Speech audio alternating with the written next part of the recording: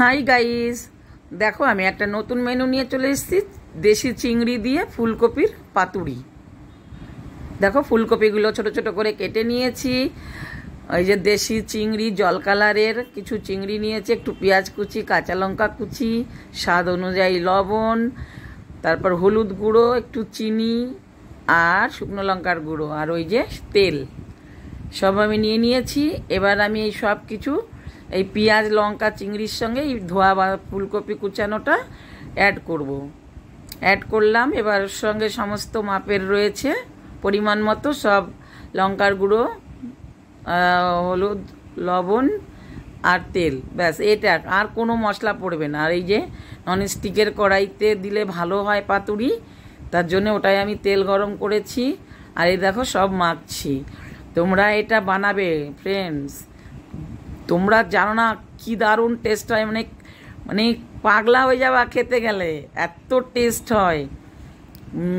এটাকে বলে চিংড়ি আর ফুলকপির পাতুরি, সব একসাথে মেখে দেখো আমি ওই যে বসিয়ে দিলাম। এবার হাত ধোয়া থালা ধোয়া তেল নুন ঝালের যে জলটা, আমি একটু পরিমাণ মতো জল দেবো, মানে বাঁধাকপিটা ফুলকপিটা সিদ্ধ হয়ে গলে আবার জল শুকিয়ে তেল ছাড়বে, লেগে আসবে, সেইটুকু পরিমাণে হাত ধোয়া জল দিয়ে যে নাড়িয়ে আমি এবার ঢাকা দিয়ে দেবো। ব্যাস ঢাকা দেওয়া হলো। এবার আবার পরে দেখাচ্ছি। এই দেখো আবার মাঝে মাঝে একটু নাড়িয়ে দিতে হয়। যখন বসবে মানে লেগে যাবে তখন সব একসঙ্গেই লাগবে।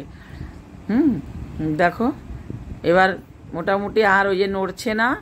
এবার তেলও ছেড়ে দিয়েছে, দেখো ওই যে তেল ছেড়ে দিয়েছে। এবার গ্যাসটা অফ করতে হবে।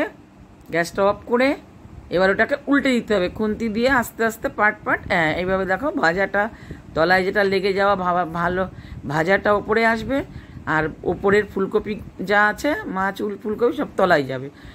আবার এই দেখো সব হয়ে গেল। এবার আবার ছোট্ট আছে 5 মিনিট ঢাকা দিয়ে রেখে দিলাম।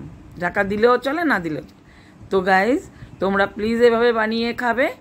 খেয়ে দেখো আমি উল্টে দিয়ে আবার আগুন গ্যাস বাড়িয়ে ছোট করে দিয়ে দিলাম। তোমরা এটা করে খাবে, সাধারণ লাগবে, খুব ভালো লাগবে। কমেন্ট করো, সঙ্গে থেকো। হ্যাঁ, আবার নতুন কোনো মেনু নিয়ে চলে আসবো। বাই।